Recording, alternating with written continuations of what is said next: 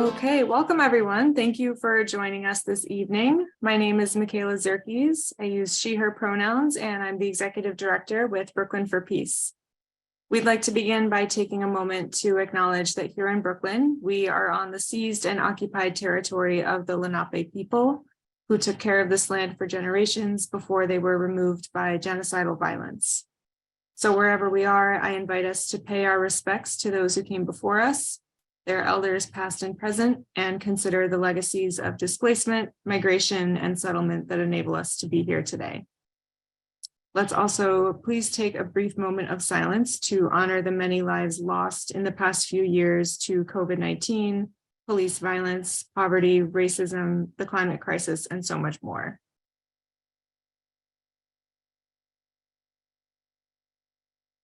Thank you. Brooklyn for Peace has been working in Brooklyn since 1984 for the prevention of war and against the social, racial, environmental, and economic injustices which lead to war. We are primarily an educational organization, and we see active response to injustice as a vital component of our activities. If you're not already a member of Brooklyn for Peace, please go to our website, brooklynpeace.org, and join us. A basic membership is $35 annually, or whatever you can afford. All donations are tax deductible, and a donation of any size will be greatly appreciated as it enables us to continue doing programs like this one. The link for donations will also be in the chat. We'd also like to thank our co-sponsoring organizations for joining us and helping to publicize tonight's event. This event is being recorded and will be available to view on our YouTube channel afterward. And just a note that we have muted audience members for the event, but please feel free to type any questions and comments you have into the chat, and then we'll take those questions after our speakers have finished their remarks. So the title for tonight's program is Back from the Brink, How Grassroots Activists Can Prevent Nuclear War, and we are delighted to have Dr. Ira Helfand as our speaker this evening. Dr. Helfand is a member of the steering group of the International Campaign to Abolish Nuclear Weapons, ICAN for short, which is the recipient of the 2017 Nobel Peace Prize. And he is also the immediate past president of the International Physicians for the Prevention of Nuclear War, which is a founding partner of ICAN and itself the recipient of the 1985 Nobel Peace Prize. He is also a co-founder and past president of Physicians for Social Responsibility and a member of the steering committee of the Back from the Brink campaign. Dr. Helfand will address the current nuclear threat, the Back from the Brink campaign to prevent nuclear war, and how grassroots activists can most effectively organize and advocate for U.S. nuclear policy reform in this political moment. We'll also be hearing from our friends at the Syracuse Peace Council about their successful organizing on the Back from the Brink campaign in Syracuse, New York, as an example of how this campaign can build at the local level. So, Dr. Helfand, thank you for being here, and the floor is yours. Thanks, Michaela, and thanks everyone for coming out tonight and listening to what I have to say. We're in an extremely difficult moment right now where there is a tremendous denial on the part, not only of the general population, but I think even of peace activists like ourselves about the severity of the crisis that we're facing. We used to think back in the 1980s that nuclear war was a real threat, something we need to worry about. And as a result of that, millions of people got politically active, demanding an end to the Cold War arms race. And we were actually very successful. Much against our expectations. We got the United States and the Soviet Union to stop building more nuclear weapons, to declare that nuclear war can never be won and must never be fought, and to begin the process of dismantling the arsenals that they had built. But when the Cold War ended, we all, understandably, there's this palpable wave of relief that you could feel across the whole planet that we had gotten through the Cold War, we had dodged the bullet, we hadn't had a nuclear war. And we all began to forget about the fact that thousands of nuclear warheads were still lying around, waiting for a bad time to put them back into the center of human events. That bad moment has arrived in spades over the last several years.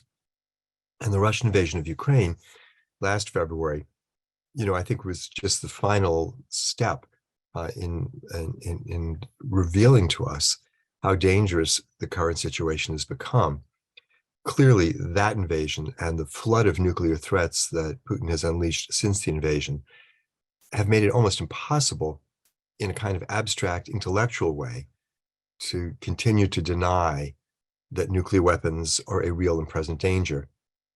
On an emotional level, we're still denying it. We're still all going about our business as though this were not happening, but it is. We have a situation where one of the two great nuclear powers has launched a war of aggression against its neighbor, threatening to use nuclear weapons as a shield to defend that military intervention, to try to keep people from coming to the assistance of Ukraine. And it has brought us closer to nuclear war than we have probably ever been. But it's not the only factor. Even before the invasion of Ukraine, relations between the United States and Russia were terrible, the worst they'd been since the end of the Cold War. Relations between the United States and China are worse than they've been at any point since the 1970s.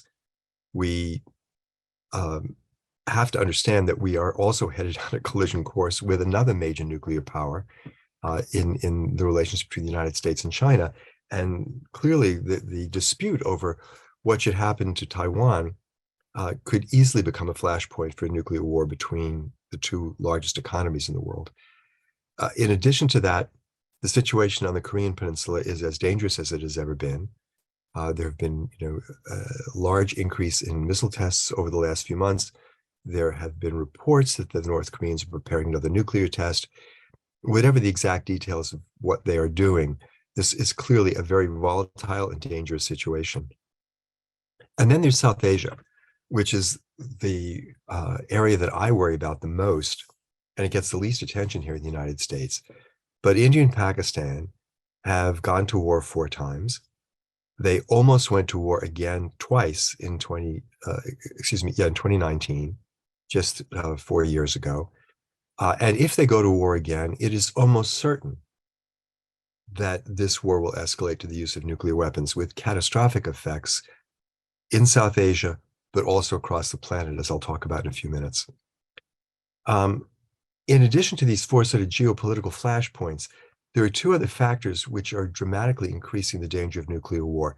The first is the advance in cyber technology, and particularly the increase in the threat, therefore, of cyber terrorism.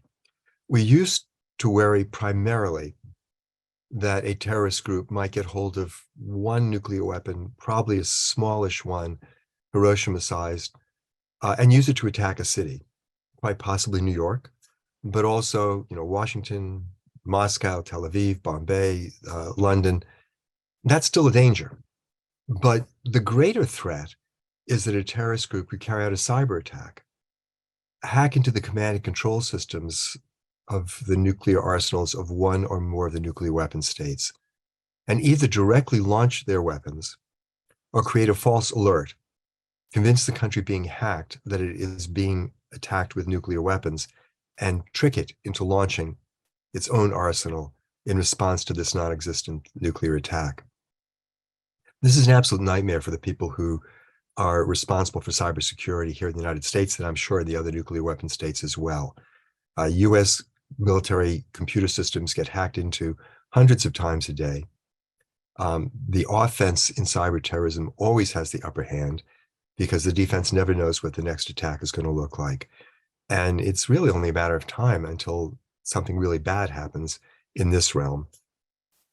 In addition, the final factor, which I would mention that is driving us towards nuclear war, is the climate crisis. And we don't always think of these 2 great twin existential threats, this relationship between them. But we have to understand all 9 of the nuclear weapon states claim they're going to get rid of their nuclear weapons someday when the world is safer. And the problem is the world isn't getting safer, it's getting more dangerous. And the principal driver of that is climate change. And as the climate crisis progresses over the next couple of decades, which it will, even if we do all the things we're supposed to try to slow it down, large areas of this planet will find it increasingly difficult to support the human population. And that's going to lead to conflict within societies. It's going to lead to migration on a scale we have never seen before. It's going to cause conflict between nations as they fight over increasingly scarce resources, primarily of land and water. And as this conflict unfolds, if nuclear weapons are still on the table, the chance of them getting used is going to grow dramatically. So for all of these reasons, we have to step away from the denial that we are all experiencing and understand that this is something which actually could happen if we don't make very substantial fundamental change in the nuclear policy of the United States and the other countries that have these weapons. I want to talk, since I'm a doctor, and what we mainly do, the doctors in this movement, is to help people understand what the actual medical consequences would be. I want to describe just a little bit what the medical consequences of a nuclear war would be. And what I find is, obviously, most people have an idea that this would be a very terrible thing. But what I always find when I talk to people is that we don't really understand at all how bad it's going to be. And it's important for us to get the full reality. Most of us have seen pictures of Hiroshima and Nagasaki. They're terrifying, and they are a very powerful reminder, warning of what nuclear weapons can do. But the important thing for us to understand is that if nuclear weapons are used again, it is not going to be like Hiroshima or Nagasaki. That was, in each case, one relatively small bomb, 15 kilotons at Hiroshima, 22 kilotons at Nagasaki, on one city each. If there's a war between the United States and Russia, it's going to be many bombs on many cities, and most of them are going to be much larger, anywhere from 6 to 50 times more powerful than the bomb that destroyed Hiroshima.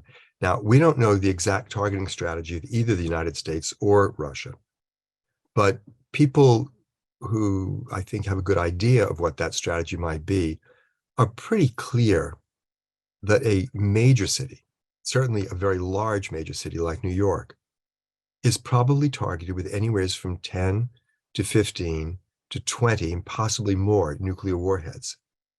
Again, each of which would be 6 to 50 times more powerful than the Hiroshima bomb. I'm not going to go through the full details of what that would look like, but the bottom line is that an attack on New York of that magnitude would create a firestorm that would engulf almost the entire metropolitan area. The firestorm would be something like 32 miles across, covering 800 square miles. And within that entire area, everything flammable would burn. Trees, paper, cloth, plastic, heating oil, gasoline, it would all ignite, and we'd have hundreds of thousands of fires, which would coalesce over the course of about a half an hour into this giant firestorm. Within this entire area, 800 square miles, the temperatures would rise to 1400 degrees Fahrenheit. All of the oxygen would be consumed, and every living thing would die. In the case of New York City, we're talking about some 12 to 15 million people in the metropolitan area who would be killed in a half an hour. And if this were part of a large-scale war between the United States and Russia, this kind of destruction would take place in every major city in both countries. Altogether, perhaps 100 to 200 million people would die in the first afternoon. The entire economic infrastructure of both countries would be destroyed. There'd be no cell phones, no internet, no electric grid, no food distribution system, no public health system. None of the things that we require to sustain ourselves would be available. And in the months after this initial attack, most of the survivors, the people who did not die in the initial wave of bombs, would also succumb to radiation poisoning, to epidemic disease, to starvation. But we have to understand that what I've been talking about so far are just the effects in the countries which fight the war, the United States and Russia. This would be a catastrophe for the rest of the planet as well. The fires that I was talking about would put about 150 million tons of soot into the upper atmosphere, blocking out the sun and dropping temperatures across the entire planet an average of 18 degrees Fahrenheit. Within the interior regions of North America, the temperatures would drop 45 to 50 degrees Fahrenheit. This is like the Ice Age. And under these conditions, all the ecosystems that have evolved since the last Ice Age would collapse, food production would stop, and a study that was released last August showed that 5 to 6 billion people, 3/4 of humanity, would starve to death in the ensuing 2 years. That same study showed that even a very limited nuclear war, as might take place between India and Pakistan, would cause enough climate disruption and enough decline in food production to lead to a global famine that would kill not 5 to 6 billion people, but 2 billion people, including 130 million people here in the United States. And while neither of these scenarios would mean the extinction of our species, either one of them would be the end of civilization as we know it. No society in history has ever withstood a shock of this magnitude, and there is no reason to believe that the complex economic system we all depend on would do any better. So this is the danger that we are facing at this moment. And it is critically important that we understand what I've been talking about is not a nightmare or a science fiction movie. This is the danger we're living with every day that we allow these weapons to continue to exist. And even if no one deliberately decides to start a nuclear war, there is always the possibility of a war by accident. And we know of at least 6 occasions when either Moscow or Washington actually began the process of launching the nuclear arsenal in the mistaken belief that they were under attack by the other side. So it's a pretty grim situation that we're facing. But the good news is this is not the future that needs to be. Nuclear weapons are not a force of nature. It is not as though an asteroid is coming at the planet and there's nothing we can do about it. These are little machines that we have built with our own hands. They're about the size of the chairs we're all sitting in. We have dismantled more than 50,000 of them already, and we know how to dismantle the 13,000 that remain. What is missing is the political will. And that's where the Back from the Brink campaign comes in here in the United States. This campaign was launched in the summer of 2017, shortly after the United Nations adopted the Treaty on the Prohibition of Nuclear Weapons. It was our hope that we would capture the enthusiasm and the energy that the adoption of that treaty was generating. But it was also recognized that we needed to adapt our efforts here in the United States to the American political reality, which is that the United States is not going to sign and ratify a treaty requiring it to dismantle its nuclear arsenal if that means unilateral nuclear disarmament. It will only do it if it gets the other nuclear weapon states to join with it in this enterprise. And so what Back from the Brink called for, was for the United States to embrace the treaty, to stop opposing it, and to carry out the next step needed to bring the treaty into universal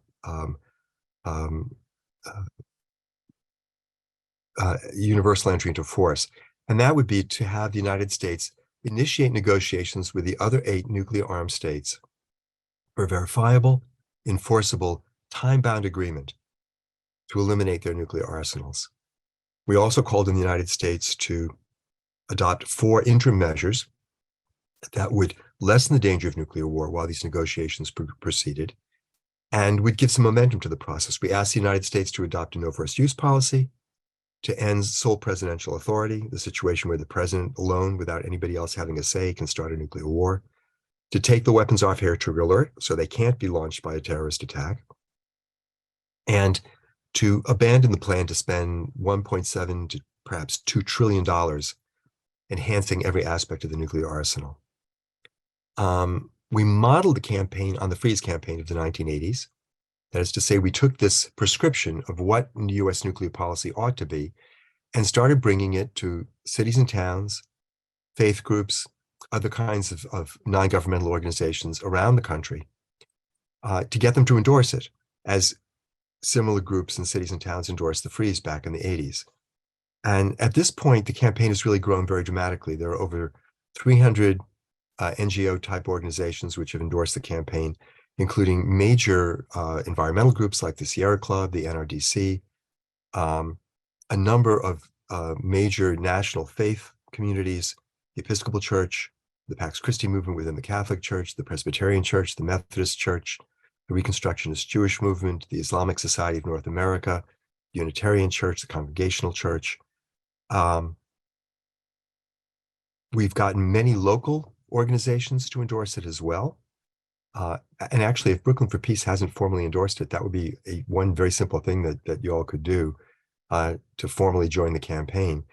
And then this year, we've gotten a resolution introduced into Congress, HRES 77, which is serving as sort of a focal point nationally for organizing around this campaign.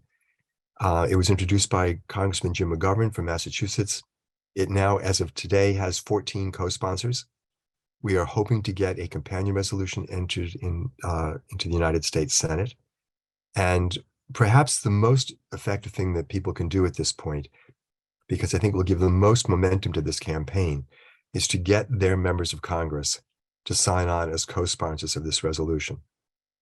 We don't expect it to pass, obviously, with a Republican majority in the House, but it is our goal to get, we'd like to see 50 to 60 co-sponsors by the end of this year, which I think would put this whole issue squarely on the table for national political discussion, make it something which is unavoidable in the upcoming presidential campaign, and give us a chance to really engage with the American people in the conversation we need to have to educate people about the danger and to offer them a vehicle, a pathway forward for getting rid of these weapons.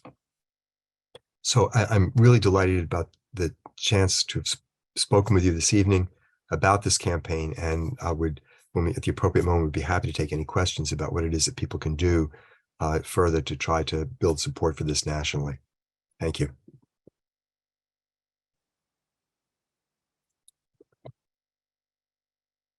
Thank you so much, Dr. Helfand, for your insights on the current state of the nuclear threat and what nuclear war would actually look like, and on the potential for us to build a real strong movement for nuclear policy reform.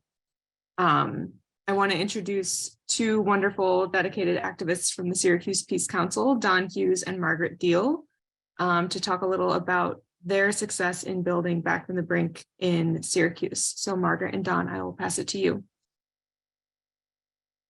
Thank you.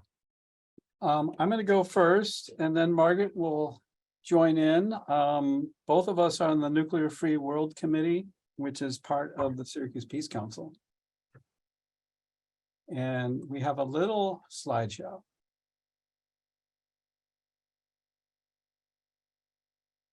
Can you all see it?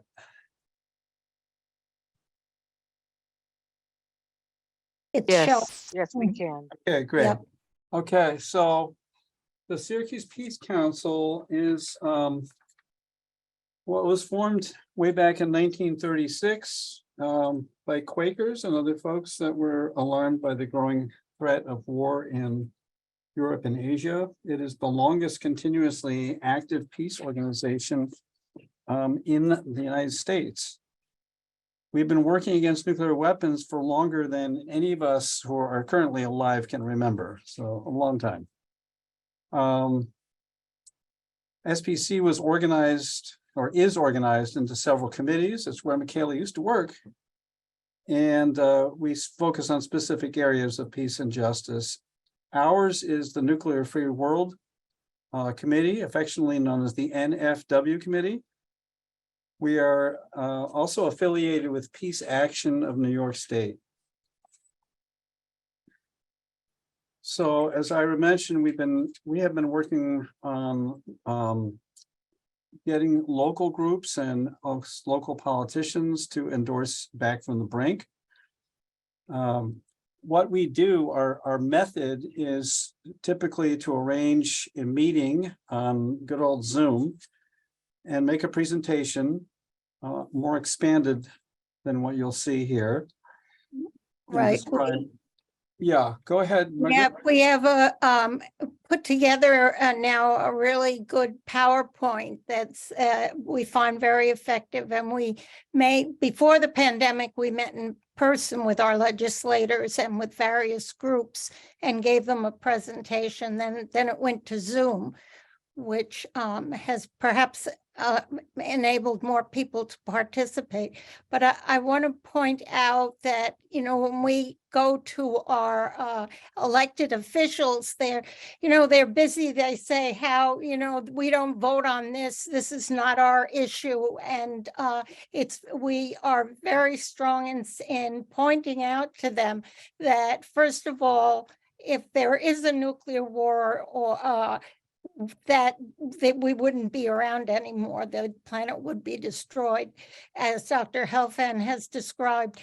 And also all this money, this over $1 trillion that's being spent on upgrading our nuclear arsenal should be used for all the needs that we have locally, with housing. And yes, here is a slide on that, all things. So those are two things that we point out. And we also point out that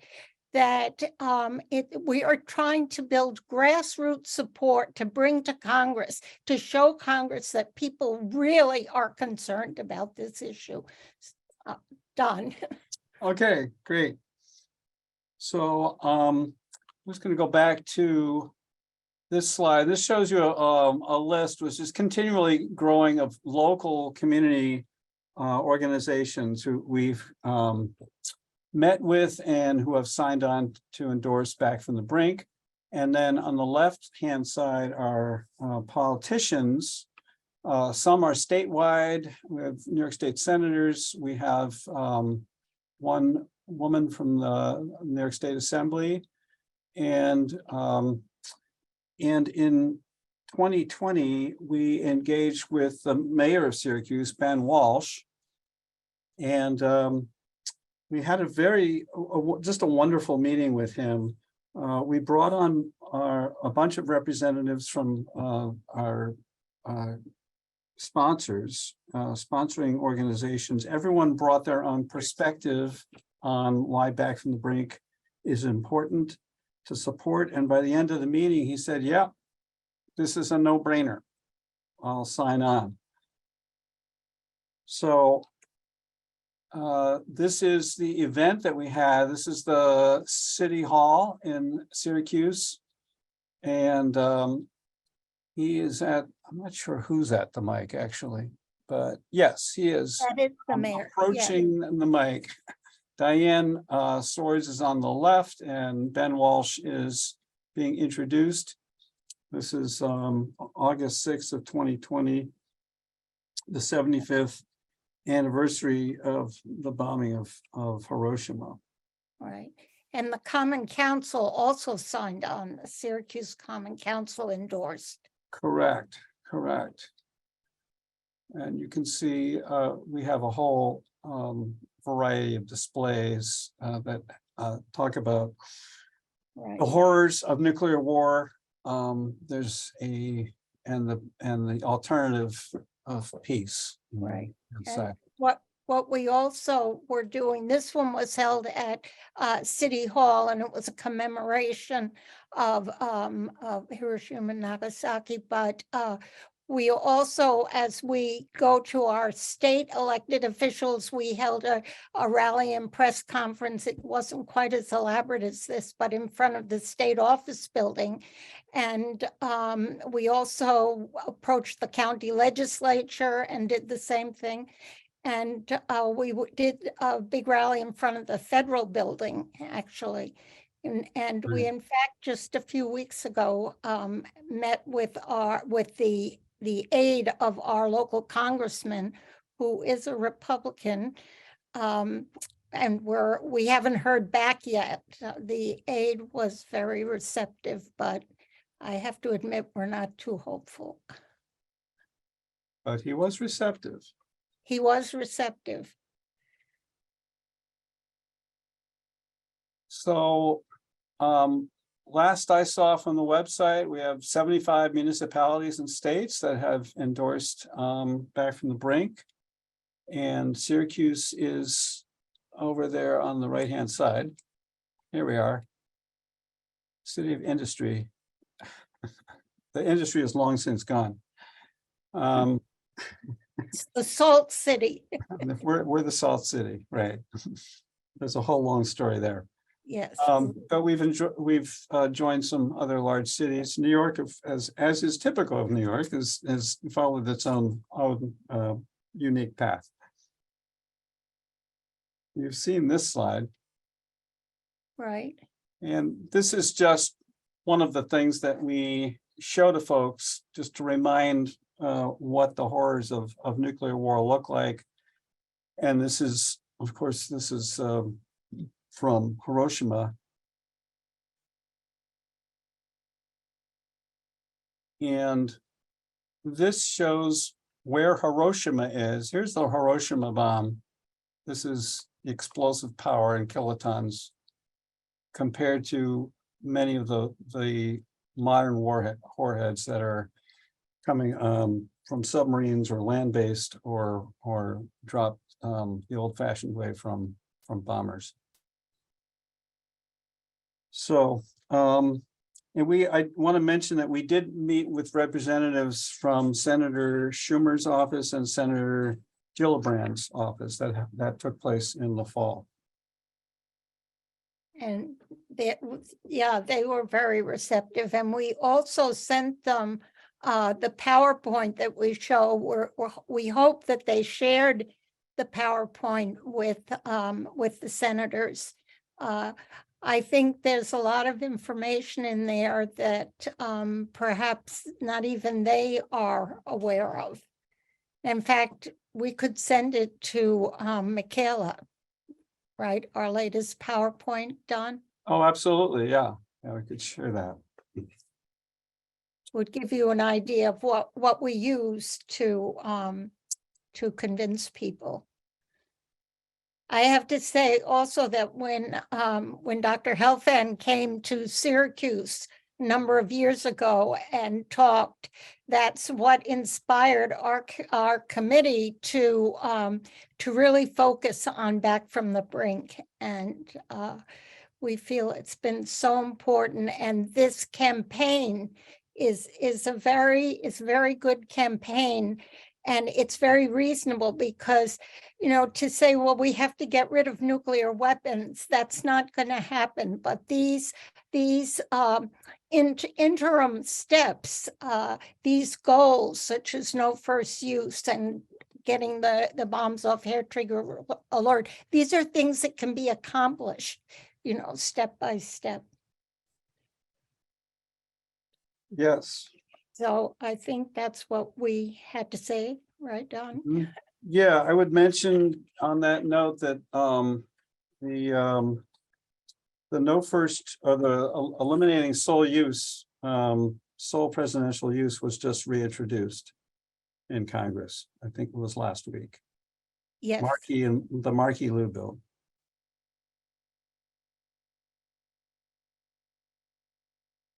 Trick is to get it passed. Right. So, Michaela. Thank you. Yeah, thank you so much for that presentation. Really appreciate it. I think we are going now to Veronica.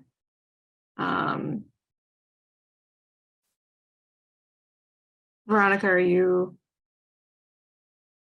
ready? Ready. So should I spotlight myself or I'll just do it? Okay.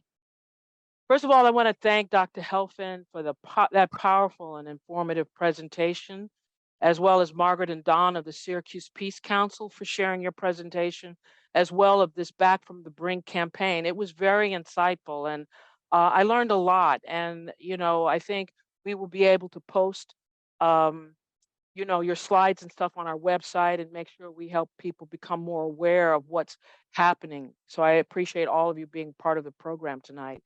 But before we get started with the Q&A, a word from our sponsor. My name is Veronica Nunn, and I'm one of the vice chairs of Brooklyn for Peace. And there's so many things that I love about Brooklyn for Peace, but I'm just going to quickly share with you two things. First of all, when I joined the board, I was in my 40s, And now I'm in my 60s. And I've seen people who were parents become grandparents, and some of them great grandparents. And the question is, why would I still be connected and working with this organization? I was introduced to this organization via an event called the Peace Fair. And before that, I never participated in any activities. That just wasn't in my eyes, or in my consciousness. And the event, the Peace Fair, was an eye opener for me, because what it helped me do was to see and to experience the concept of what peace activism could really be like. And at this Peace Fair, there were workshops around world issues, there was food, there was music, there was art, there were all these things. So I got involved right away, which brings me to my first point, which is we, Brooklyn for Peace, we are a multi-issue organization that draws significant connections. As you heard with Dr. Helfand tonight, how we connect the climate action to what is happening with our military spending and our military. And in our mission statement, Brooklyn for Peace's mission statement, it says Brooklyn for Peace is committed to eliminating war and the social injustices that are its causes. This organization, being a multi-issue organization, this organization allowed me to discover things at my own pace. It allowed me to discover issues that I could work on, as well as I was able to help establish committees in this organization, like the Arts and Culture Committee. And it also educated me and helped me learn and grow to support other issues that eventually became important to me. And all of this was under one umbrella, Brooklyn for Peace. Okay. Second point, Brooklyn for Peace is in Brooklyn. It is our community. It's not a huge national organization on a major level of people that we don't even know. In our Who We Are statement, it says Brooklyn for Peace is a diverse network of Brooklyn residents. And we list that. We list parents, non-parents, adults, youths, neighbors. And the line is a diverse network of Brooklyn residents really resonated with me. It still does. And how it resonates is with me is it's like a village. It's like my village. And I feel that way because I know people here. A lot of you on this call, I know you. I know you personally. I know your family. I've had dinner with you, coffee with you. I've stood out in the rain and the cold at vigils and marches and buses to Washington and handing out flyers and lobbying. And we have a great committee called the Peace and Economic Justice Committee that have provided us opportunities to do this in the past and in the present, as well as also partnering with other organizations like Move the Money or the Poor People's Campaign. And this is what it means to come together in our community. And that's what Brooklyn for Peace provides. That's a rare thing. So I think, Michaela, if you could drop the link in the chat, I'm asking people who are on this call, those of you who are already members and have been supporting us, we're still here because of you. We're still in the village, still able to support. And those of you who haven't become members, the basic membership is $35. However, you give what you can, and you can help us pass the baton to the next generations and help us secure a space in our village to build closer ties, better friendships, to come together, to work together, all of this so that we can continue our commitment to eliminating war and the social injustices that are its causes. Thank you for listening to me. I'm Bruce Altschuler. I'm also a co-vice chair of Brooklyn for Peace. We're going to take some time to give the audience a chance to ask questions. We have a number in the chat. If you have a question, please put it in the chat. I don't know if we'll have time to get to all of them, but we'll get to as many as we can. The first question is about the resolution in the House of Representatives. And it says, because it's a resolution, it means it would not have the force of law. Since the resolution's passage is a long shot, why not take the stronger stance and introduce this as a bill that would be law were it to pass? Well, first of all, before I answer that, I just want to thank Veronica for that wonderful description of Brooklyn for Peace. The whole idea of community is really important, I think, in this struggle. Back from the Brink's tagline is bringing communities together to prevent nuclear war. And I think we're going to need that kind of support and sense of community that you were describing, Veronica, if we're going to be successful in this task, because it is going to be a lot of work and it's going to be kind of challenging. So thank you. To the question, I think that the decision to introduce it as a resolution again was prompted a lot by the model of the Freeze campaign, which was a resolution, as I recall. The feeling was that at this point in time, we don't expect to get either a resolution or a law passed. We're using this as an organizing tool, as a way of bringing people information about the need to get rid of nuclear weapons. And the resolution format seemed to be the easier one to work with.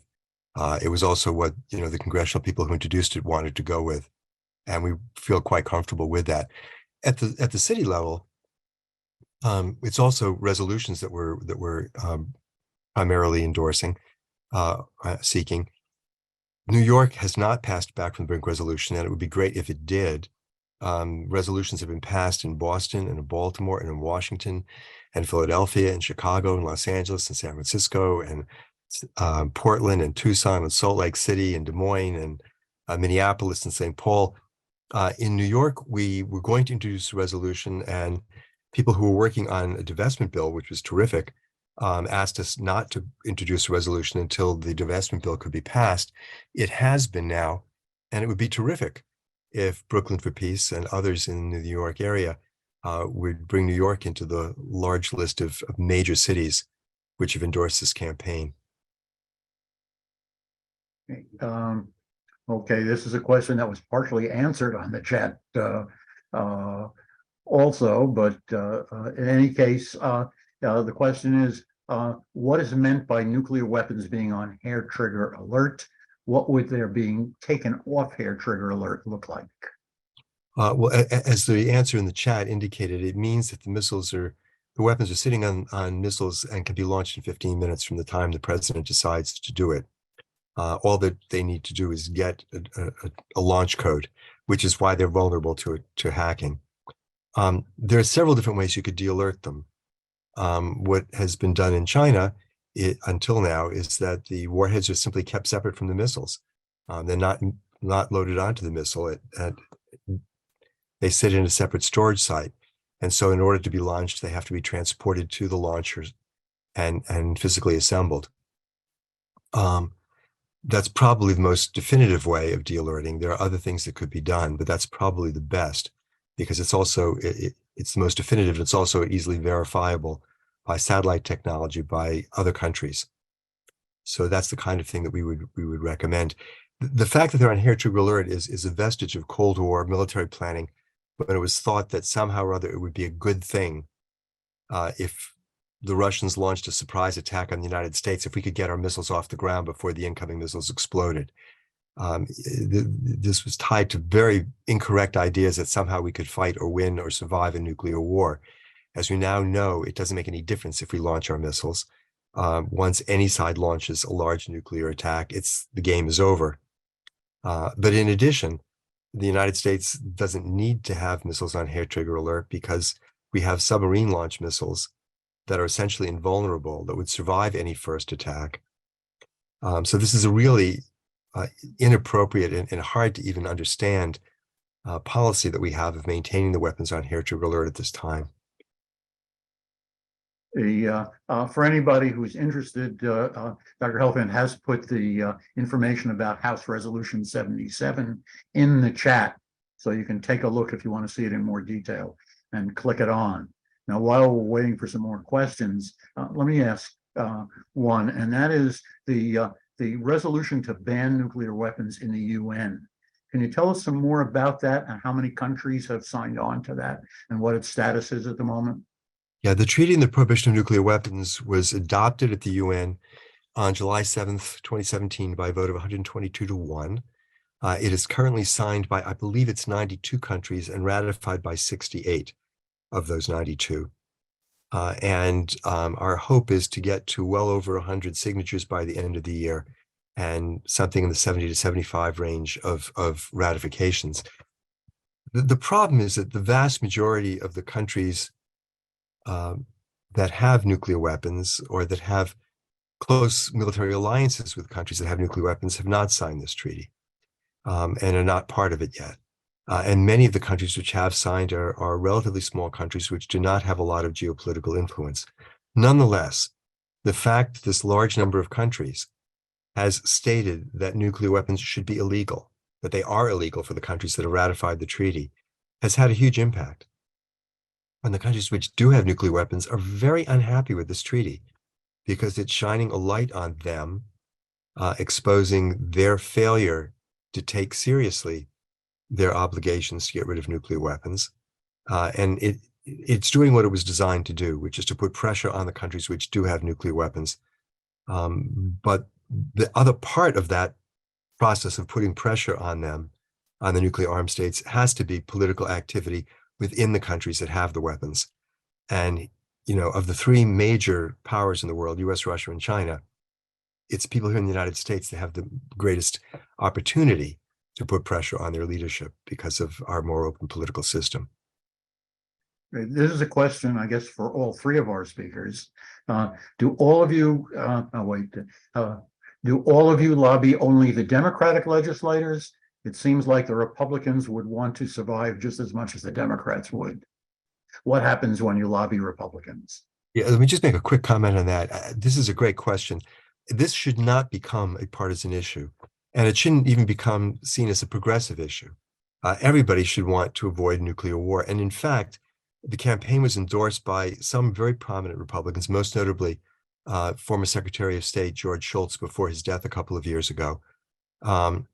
It has, in Massachusetts, the lobbying team that convinced Congressman Richie Neal to support Back from the Brink included an elected Republican city councilor from one of the cities in his district. In the state legislature, where we have a state resolution pending, 2/3 of the Republicans in the state Senate have co-sponsored, have endorsed this resolution. I need to point out that in Massachusetts, there are only 3 Republican senators in the state legislature, but we did get 2 of the 3. So, yeah, I think it's very important to reach out across the aisle wherever we can. And it would be absolutely terrific if we could get one or a few Republican members of the House to co-sponsor HRES 77. Mm-hmm. Yeah. Uh, Don, do you want to? Yeah, so I actually responded in the chat, but I want to mention that the mayor of Syracuse is not affiliated with either party. He is independent. His father was in Congress, was Republican, but son, unlike father, decided to not keep with the family tradition of being Republican.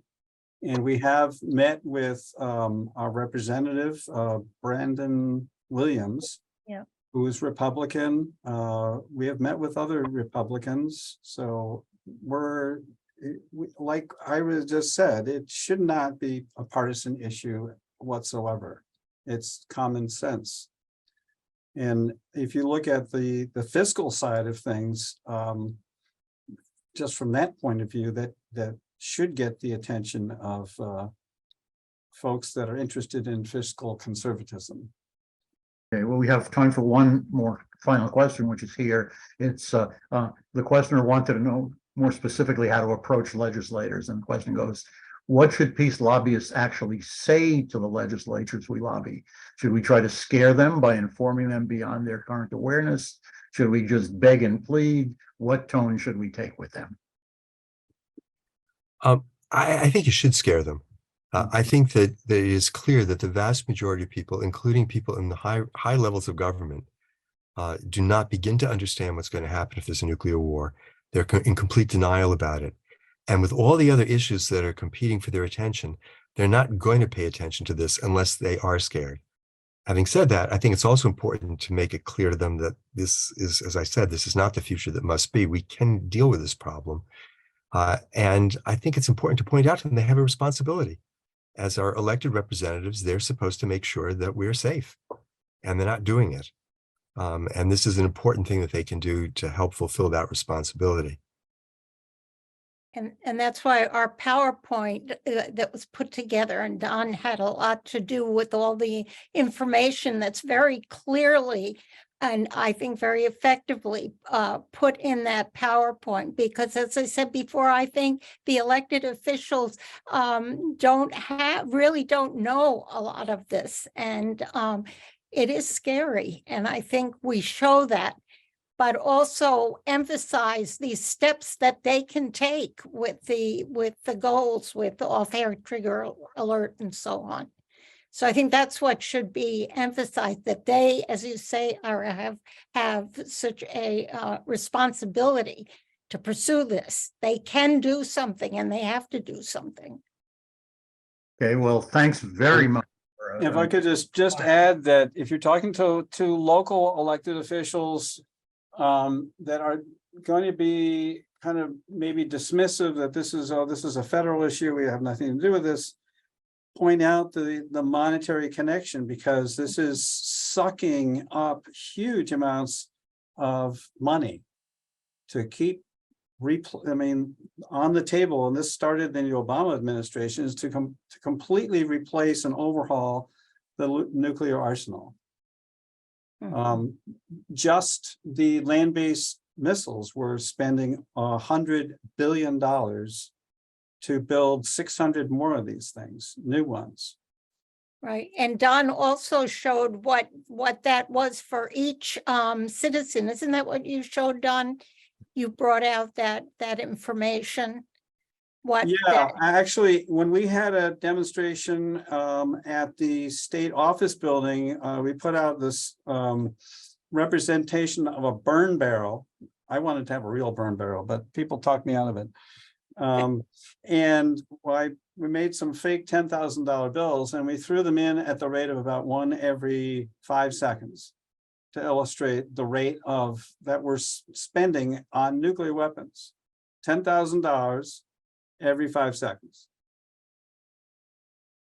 So these are things people can emphasize. Bruce, can I just add one other thing before we wrap up?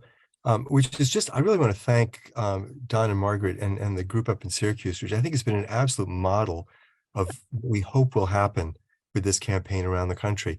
We're trying to set up hubs of activity in various local communities, and Brooklyn for Peace could, if it chooses to, become like the focus of a hub in Brooklyn or in the whole city of New York, where people, engage in sustained activity to build awareness of this campaign in their community. And, the list of local organizations, the political figures that the Syracuse Peace Council have reached out to and brought on board is just really impressive. And it's the kind of thing that we're asking people, activists, to do. That's what happened with the freeze. And it became a viral thing after a while, even though we didn't use that word in those days.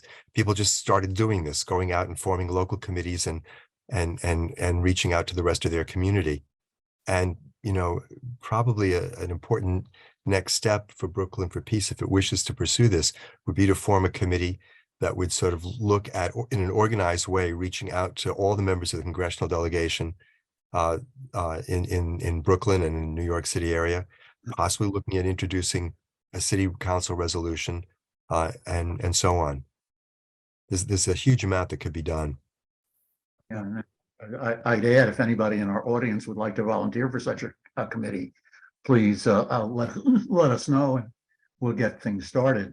But thanks very much to our speakers. If you can, a sort of a muted round of applause, since we are on mute. And now I'm going to turn things over to Laura Castro, who's going to tell people some of the things Brooklyn for Peace is doing, and some of the things we hope, some of the actions we hope you will take. So again, thanks to our really terrific speakers. Thank you, Bruce. And thank you so much, Dr. Helfand, Don, and Margrit, for your presentations, the description of incremental successes, which should hearten us, and your encouragement to build toward a nuclear-free world. So some things that there were so many things mentioned here, so many wonderful ideas. So one thing you can do is to go to a link that will be posted right now, or very close to right now, in the website for Back to the Brink's comprehensive policy prescriptions for preventing nuclear war. And also, I don't have this, but if I'm sure somebody does and can post in the chat a link to anything that the wonderful longtime activist group in Syracuse, Donna Margrit's group has, and link to anything that you have got that will help people with all the many, to understand all the many things you've done that could be done. One thing that clearly Brooklyn for Peace is asking people to do is to contact your representative, and a link for that will go into the chat, and it is ask your representative to co-sponsor HR 77, which is the resolution that everybody's been talking about. It's HRes 77, which is different than HR. Sorry. Oh, so sorry. Thank you. HRes 77. Great. Thank you so much. And if you're interested in additional new anti-nuclear organizing and would like to get involved in Brooklyn for Peace, please reach out to us via email. And that email will be thrown into the chat. It's BFP, our initials, at brooklynpeace.org. And if you appreciate these Zoom forums and have ideas for additional forums that we could do and should do, please be part of the organizing team, and you can join our program committee by contacting that same email address. Also, just to highlight that Brooklyn for Peace is having our first in-person public event since 2020, a book talk with Stephen Doncombe, who is one of the authors of Art in Activism. This will be Tuesday, May 2nd at 7 o'clock p.m. At the Brooklyn Friends Meeting House, 110 Schermerhorn Street. We'll have lots of, we'll contact you. We'll have this out on Facebook and other places. Doors open at 6:15 for mingling and refreshments. It will be a hybrid event, so folks can tune in on Zoom as well. And there's a registration link, which we are now going to throw into the chat. It should be very uplifting. You're going to see a slideshow after this. It goes by quickly. You can find any of the information on our website. It's a repetition of the slideshow you saw coming in. Thank you again, everybody, for joining us. Thank you to our speakers and volunteers. We wish you all a good evening and peace.